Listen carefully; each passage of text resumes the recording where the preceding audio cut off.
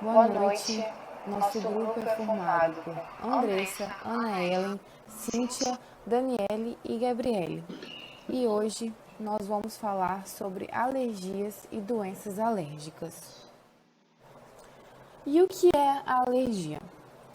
O nosso sistema imunológico pode apresentar falhas, e uma delas é quando ele funciona de maneira exagerada em relação a substâncias ou corpos estranhos, que normalmente seriam bem tolerados pela maioria das pessoas.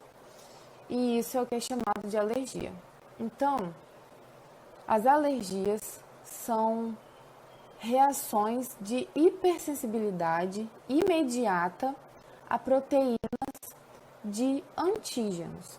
E esses antígenos são chamados de alérgenos. E as pessoas que possuem essa falha no sistema imunológico são chamadas de atópicas. E é importante também diferenciar alergia de sensibilidade e de intolerância, porque são coisas diferentes.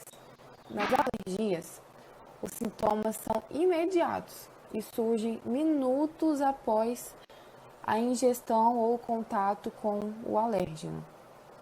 E os outros dois não envolvem respostas imunológicas mediadas pelo IgE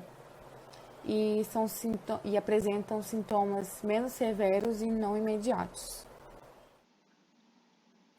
Os alérgenos são proteínas ou produtos químicos ligados às proteínas que causam a hipersensibilidade. E os mais comuns são as proteínas do pólen, dos ácaros domésticos, dos pelos de animais, alimentos e medicamentos. Não se sabe por que de alguns antígenos induzirem reações alérgicas e outros não. E uma característica importante dos alérgenos é que os indivíduos que são expostos a eles não estimulam as respostas inatas. Todas as reações alérgicas têm características em comum, embora elas sejam muito diferentes nos tipos de antígenos que provocam essas reações e também tem diferenças nas suas manifestações clínicas e patológicas. Mas a marca das doenças alérgicas é a produção do anticorpo IgE, que depende da ativação das células T auxiliares produtoras de IL-4. As pessoas que são alérgicas desenvolvem uma resposta às células T auxiliares e passam a produzir IgE quando são expostas a esses alérgenos. E a sequência de eventos nas reações alérgicas está sendo mostrada na imagem e consiste em: primeiro, acontece a exposição ao alérgeno. Depois, ocorre a ativação dos linfócitos específicos para esse alérgeno. E então começa a produção do anticorpo IgE. Logo depois, os anticorpos se ligam aos receptores de mastócitos. Aí, ocorre a ativação de mastócitos através da reexposição ao antígeno, resultando na liberação de mediadores e logo depois vem a reação patológica. E falando um pouco sobre as reações patológicas que acontecem depois desses eventos, devido aos mastócitos estarem presentes nos tecidos conjuntivos e sobre epitélios, esses tecidos acabam sendo os locais mais comuns de reações alérgicas. E essas reações se manifestam de formas diferentes, dependendo do tecido que é afetado, como erupções cutâneas sobre a pele, congestão nasal, constrição brônquica e entre outros que vão ser falados mais para frente. Como já foi falado, as pessoas atópicas produzem altos níveis de IgE em comparação a pessoas normais. E a quantidade de IgE a ser produzida depende da propensão da pessoa a gerar células T auxiliares específicas de alérgenos que produzem IL-4 e IL-13. Porque essas citocinas fazem com que mude a classe de anticorpos de células B para IgE. E essa propensão pode ser influenciada por muitos fatores, incluindo genes herdados e a natureza e histórico de exposição ao antígeno. E como ocorre a ativação das células T auxiliares, que são células produtoras de IL-4? Como já foi falado, para que ocorra a síntese de IgE, necessita da ativação das células T auxiliares CD4 do subgrupo TH2 e a sua secreção de IL-4 e também de IL-13. Então, primeiro, ocorre a primeira exposição ao alérgeno, assim as células dendríticas nos epitélios, onde os alérgenos entram, eles capturam os antígenos e transportam para os linfonodos de drenagem, ocorrendo assim o processamento e apresenta os peptídeos para as células TCD4 virgens. Dessa forma, as células T então se diferenciam em células TH2 e em células T auxiliares foliculares. E os principais fatores que conduzem à diferenciação das células TH2 são as citocinas, sendo a IL-4 a principal, que ocorre em resposta ao alérgeno. E as células TH2 diferenciadas, elas migram para os locais teciduais de exposição aos alérgenos, onde elas contribuem para as fases efetoras inflamatórias das reações alérgicas. E falando um pouco sobre a ativação da célula B e a troca para o IgE, as células B específicas para os alérgenos, elas são ativadas pelas células TFH em resposta ao ligante CD4 e das citocinas, principalmente a IL-4, e as células B sofrem mudança no isótopo de cadeia pesada e começam a produzir IgE. Então, o IgE ele circula como anticorpo bivalente e está presente no plasma, e dessa forma, os IgE específicos para o alérgeno, que são produzidos por plasmoblastos e plasmócitos, entram na circulação e se ligam aos receptores FC dos mastócitos do tecido, fazendo com que essas células sejam sensibilizadas e preparadas para reagir com o alérgeno. Porém, mais adiante, iremos abordar um pouco mais sobre os mastócitos e basófilos e sobre os seus receptores. E as células efetoras das reações de hipersensibilidade imediata e das doenças alérgicas são as células TH2, os bastócitos, basófilos e os eosinófilos, pois todos eles secretam mediadores das reações alérgicas, podendo induzir a inflamação. Então, vamos discutir o papel de cada uma dessas células nas reações alérgicas. E qual é o papel das células TH2 e das células linfóides inatas na doença alérgica? Como eu já disse anteriormente, as células TH2 elas secretam citocinas, incluindo a IL-4, a IL-5 e IL-13, e elas trabalham em combinação com os mastócitos e os eosinófilos para promover as respostas inflamatórias a alérgenos nos tecidos.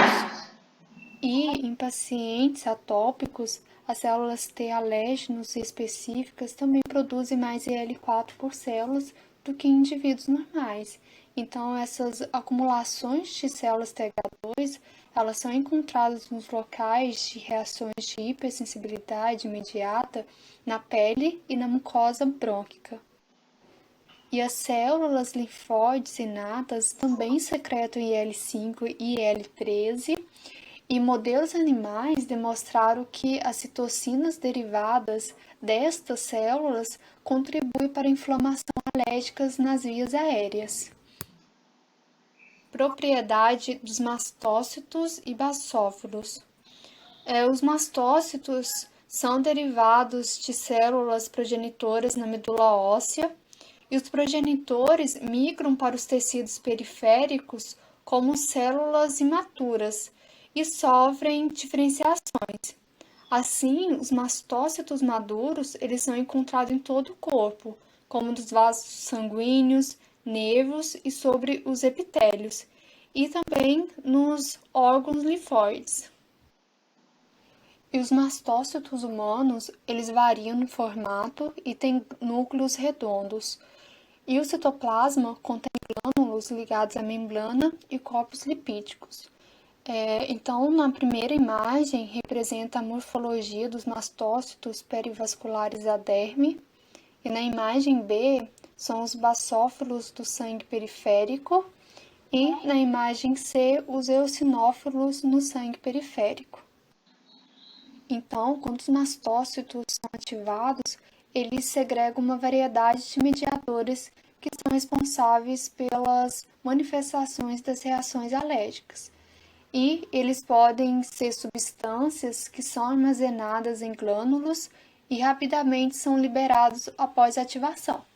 E também outras que são sintetizadas quando forem ativadas. E os mastócitos, eles podem ter dois subconjuntos. O primeiro é o da mucosa do trato gastrointestinal, que eles podem estar envolvidos em doenças de hipersensibilidade imediata, que depende da célula T e IgE, que envolva as vias respiratórias, que é, por exemplo, a asma. E o segundo é os mastócitos dos tecidos conjuntivos, que eles medeiam as reações de hipersensibilidade imediata na pele.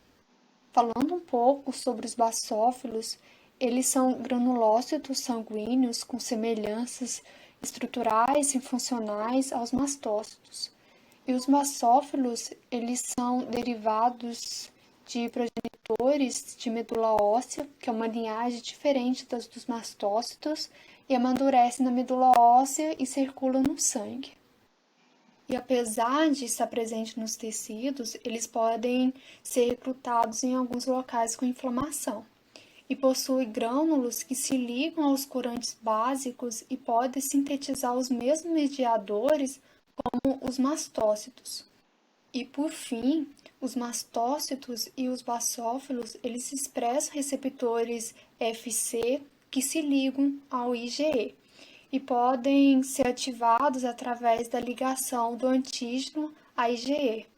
Então, dessa forma, como os basófilos que são recrutados em locais do tecido onde o antígeno está presente, ele contribui para as reações de hipersensibilidade imediata.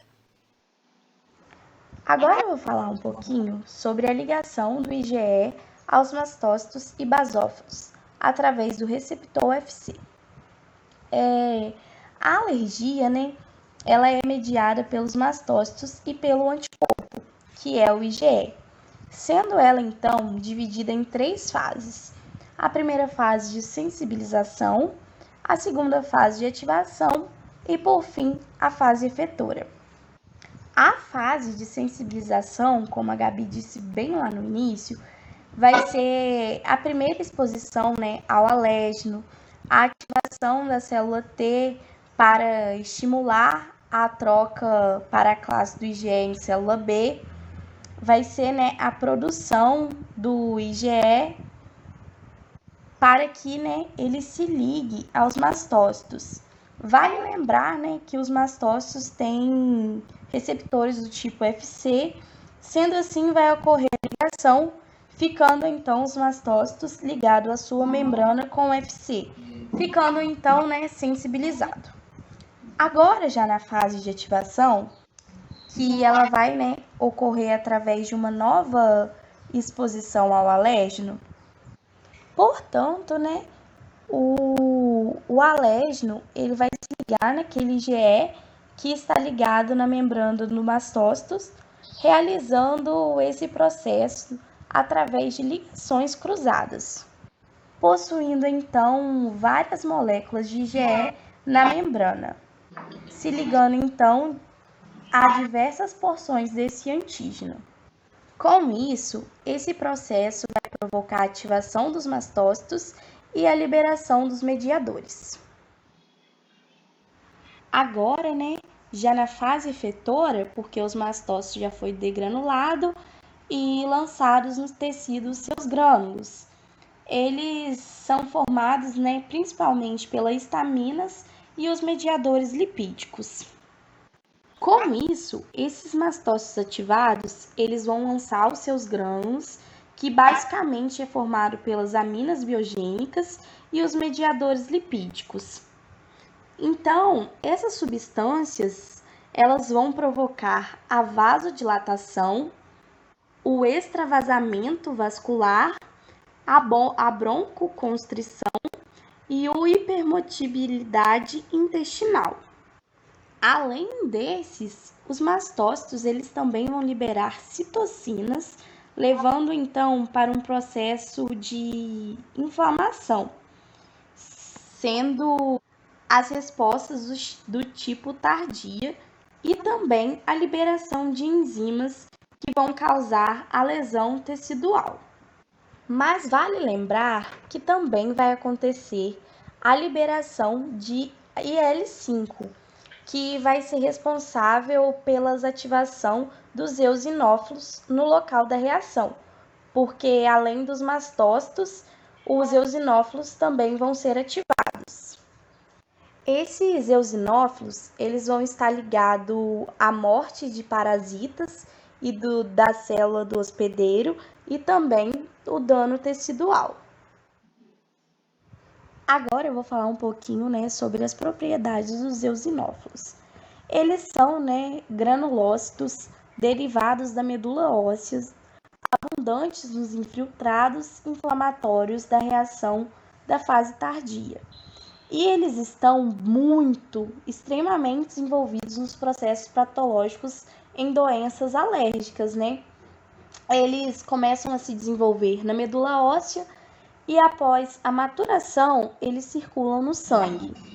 Eles estão normalmente, presentes nos tecidos periféricos e especialmente, no revestimento das mucosas, no trato respiratório, gastrointestinal, geniturinário e também pode, aumentar de acordo com o número de recrutamento no ambiente de inflamação.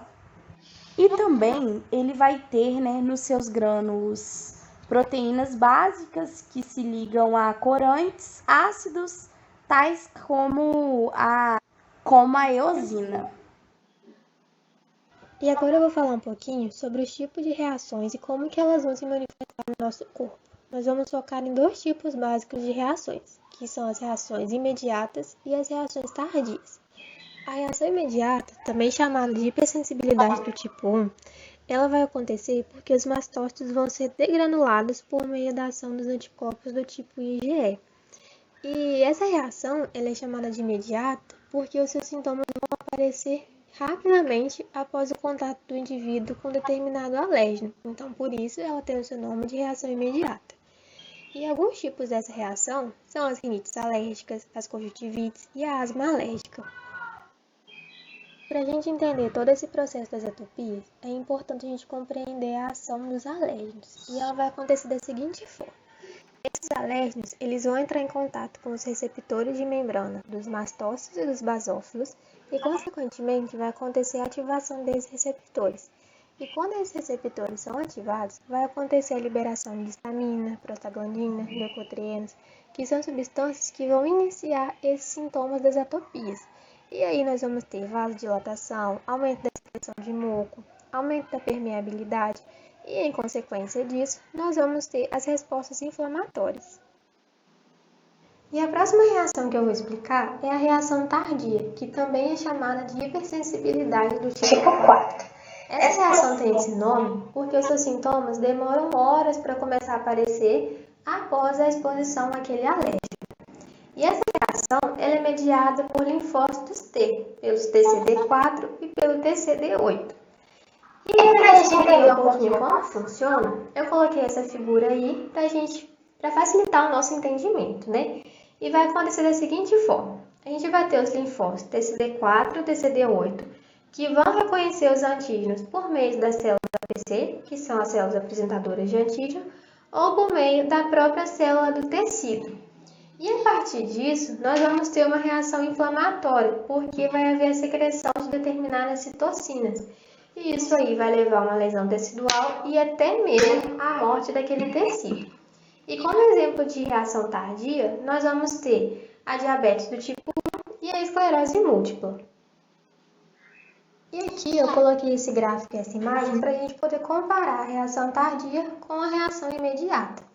E aí, como podemos observar aqui no gráfico, a reação imediata ela é mais rápida, enquanto que a reação tardia ela é mais lenta, mais demorada.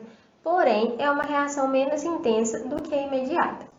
E nessa figura aqui, a gente pode observar as características dessas reações. Igual no braço direito do rapaz, nós temos a presença da pápula, do halo eritematoso, que vai caracterizar a reação imediata. Enquanto que no outro braço, nós vamos ter uma reação tardia, que é uma reação que visivelmente ela é maior, né? Só que ela vai ser mais duradoura e menos intensa do que a imediata. E depois de a gente entender esses processos de reações tardias e imediatas, é super importante também a gente saber que as alergias elas estão intimamente ligadas com a genética. Se o pai, uma mãe, uma avó tiver determinada reação alérgica, a chance da criança daquela família também ter aquela atopia é muito grande. Inclusive, uma descoberta muito importante que eles fizeram foi a identificação de um locus de susceptibilidade para alergia. E essa descoberta é muito interessante porque eles concluíram, que tem determinado gene que é mais propenso a ter determinada doença alérgica, como por exemplo, o gene IL-13, ele tem uma associação muito grande com a asma. Então, é super importante a gente entender que se um familiar tem determinada doença, a chance daquela criança ter uma alergia também é muito grande, porque eles estão intimamente ligados. E além da susceptibilidade genética, outro fator que vai influenciar nas alergias são os fatores ambientais, como por exemplo, poeira, ácaro, mofo, medicamentos. E um estudo muito importante também que eles já realizaram é que quando uma criança ela é exposta a um antígeno desse na infância, quando ela ficar mais velha, a chance dela ter determinada alergia é muito menor. E existe até uma hipótese, que é chamada de hipótese da higiene, que ela diz que se a criança tiver sido exposta àquele micro-organismo na infância, como por exemplo as bactérias do intestino, vai acontecer a maturação do sistema imunológico e talvez até o desenvolvimento precoce das células T reguladoras. E isso vai ocasionar o quê? Uma menor probabilidade daquela criança ter determinada alergia no futuro.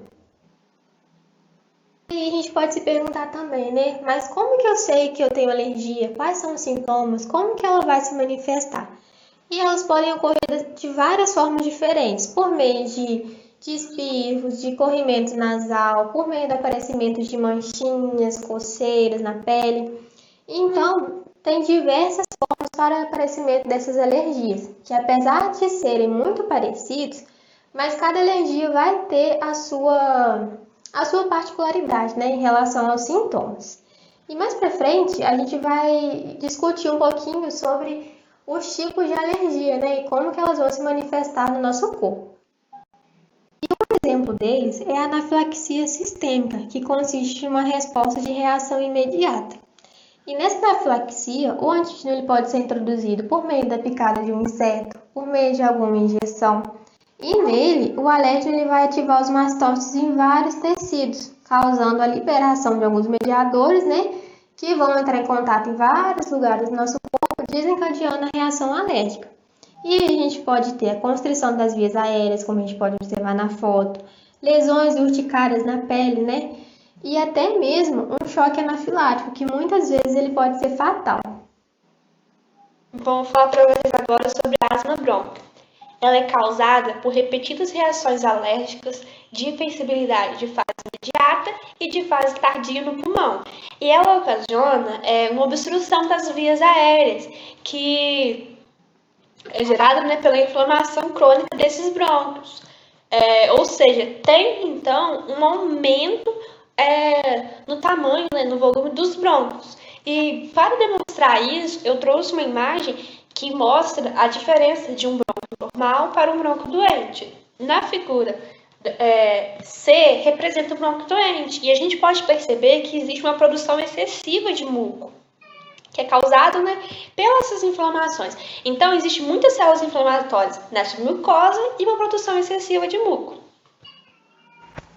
A asma ela é dividida em asma atópica e asma não atópica. A asma atópica ela representa 70% das pessoas asmáticas, ou seja, a maioria das pessoas asmáticas, e ela em si está relacionada com as reações mediadas por IgE. Já a asma não atópica, ela é representada, né, por 30% das pessoas asmáticas, e ela é desencadeada por estímulos que não são imunes, como os fármacos, os frios, entre outros. Porém, o processo das constrições das vias aéreas é muito semelhante. Tanto na asma atópica, tanto na asma não atópica, ocorre a degranulação dos mastócitos. Ou seja, a degranulação dos mastócitos é a base da doença. Agora eu vou falar um pouco para vocês como que ocorre, né, a asma em si. Bom, primeiro ponto, a asma ela é iniciada pela ativação dos mastócitos. Como vocês podem ver na figura, o lado superior da imagem, né, apresenta a ativação dos mastócitos em resposta à ligação do alérgeno IgE. Mas também pode ocorrer que as células TH2 elas podem reagir aos alérgenos. Bom, tem ativação dos mastócitos, tudo certo.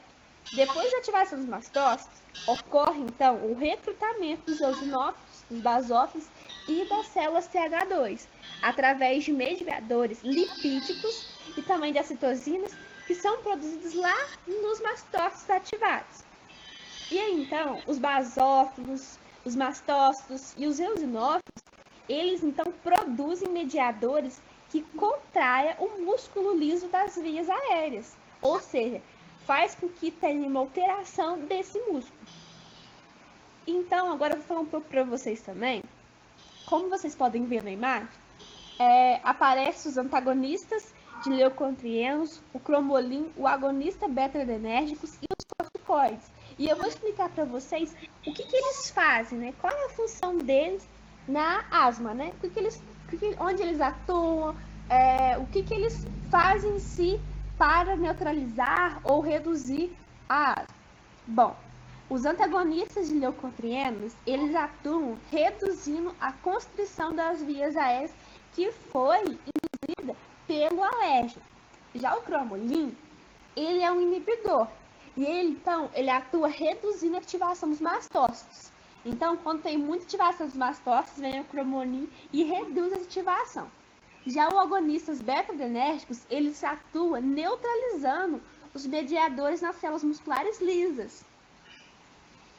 E os corticoides, eles têm duas funções. Os corticoides inalados, né, eles podem atuar, né, sendo bloqueador da produção de citocinas inflamatórias, mas eles podem atuar reduzindo a inflamação já existente. Rinite alérgica. A rinite alérgica ela também é conhecida como febre do fêmur e é uma infecção alérgica que ocorre no revestimento do nariz, devido ao contato com um alérgeno que o corpo reconhece como um corpo estranho. Os principais alérgenos, né, são a poeira doméstica e o pólen das plantas, que entram em contato pela inalação respiratória. E as manifestações clínicas são espirros, congestão nasal, coriza, coceira no nariz, olhos ou garganta e irritação nos olhos. E como tratamento é utilizado os anti-histamínicos. Alergias alimentares. Nas alergias alimentares acontece a reação de hipersensibilidade a alimentos ingeridos, onde os mediadores eles são liberados na mucosa intestinal dos mastócitos. E as principais manifestações clínicas são úrido, rosto inchado, língua inchada, lábios inchados, dor abdominal, diarreia, entre outros, né? E também é utilizado como tratamento os anti-histamínicos. Alergias na pele. Eu trouxe a urticária e a dermatite atópica para explicá-las melhor. Bom, a urticária é uma inflamação da pele caracterizada pelo aparecimento de pápulas, como demonstra na figura abaixo no braço de uma pessoa. E esse aparecimento de pápulas ele é devido ao contato direto com o alérgeno, que essa inflamação em si, né, da urticária, ela é induzida pelos mediadores de mastócitos, que ocorrem em resposta a esse contato direto do alérgeno, que às vezes pode ser pelo contato direto local, mas também pode ser pela entrada do alérgeno na circulação. E a urticária, ela pode persistir por vários dias, ou até mesmo apenas horas, né? E o tratamento, né, utilizado para a urticária são os anti-histamínicos. A dermatite atópica, ela também é conhecida como eczema e é uma inflamação da pele que provoca coceira. E essa coceira é causada por uma reação da fase tardia de um alérgeno na pele. E essa fase tardia é onde a interleucina 4 e outras citocinas, que são derivadas, né, das células TH2 e de mastócitos, elas agem sobre essas células endoteliais para promover mesmo a inflamação, que gera essa dermatite atópica. Como é uma resposta mediada pelas citocinas, não é inibido pelos anti-histamínicos. Então, não é utilizado anti-histamínicos no tratamento. E sim, é utilizado os corticoides, que eles inibem essa síntese de citocinas, né? A imunoterapia para doenças alérgicas. A imunoterapia, ela tem o intuito, né, de prevenir ou reduzir as respostas de células TH2. Ou seja, o que acontece? A imunoterapia, ela atua diminuindo essas respostas de células TH2 para que, então, tenha menos produção do IgE, ou seja, menos produção dos alérgenos. E a terapia medicamentosa, né, ela tem a função, né, de inibir a produção de mediadores pelos mastócitos e com isso faz com que bloqueie ou neutralize os efeitos dos mediadores liberados, né, no órgão-alvo. Bom, eu vou falar um pouco para vocês sobre uma abordagem chamada desensibilização, que é quando pega-se pequena quantidade do antígeno e administra repetidamente pela via subcutânea. Como assim? Então a gente administra quantidades pequenas do antígeno novamente, o que acontece? Os níveis de IgE específicos, eles diminuem. E os títulos de IgG, eles aumentam. Então, o que acontece? Acontece a inibição da produção do IgE. Então, o que acontece? Então, aumenta o IgG e diminui o IgE. E isso faz com que ocorra uma neutralização do antígeno e acontece também um feedback dos anticorpos. Ou seja, tem-se essa administração para que, então, ocorra esse feedback. O papel protetor das reações imunes mediadas por IgE e mastócitos.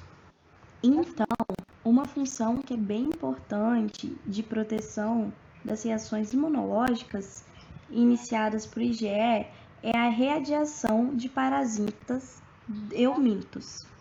Que aí na figura a gente pode observar, né, a ativação dos eosinófilos, que é para matar os eumintos, que se dá, né, através da ligação da IL-5 secretadas, né, pelas células T, que ajudam a aumentar a capacidade.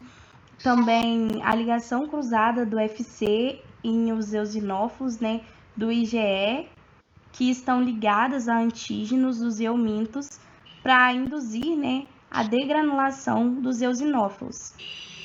Com isso, né, vai acontecer a liberação das enzimas tóxicas para os parasitos, para que ocorra a morte dos eumintos. Exames de sangue para detectar alergia. Bom, eu trouxe alguns exames, né, que detectam alergia. O teste de contato, né, ele é utilizado para detectar alergia em contato com a pele. E principalmente, né, ele é utilizado para descobrir a dermatite de contato. E a figura abaixo demonstra como que é feito, né, esse teste de contato. O teste de cutâneo de hipersensibilidade imediata, ele é feito, né, para investigar se a pessoa tem alergia a pelos de animais, penas, pólens, alimentos e até mesmo insetos, né? E esse teste, né, ele é feito no antebraço, né, na pele mesmo, e ele tem a leitura do resultado em 20 minutos, né? E na imagem demonstra como que é feito, né? Onde então, o que acontece? Eles aplicam o alérgeno de substâncias suspeitas no braço do paciente e ver qual que irá reagir, né? Para detectar que alergia a pessoa tem com esse teste, né? O teste autólogo, né, ele tem a finalidade de pesquisar a autoimunidade, ou seja, ver se o organismo do paciente responde contra ele mesmo. E esse teste, ele consiste em a gente retirar uma pequena quantidade de sangue do paciente, centrifugá-lo e aí aplica esse sangue novamente no paciente.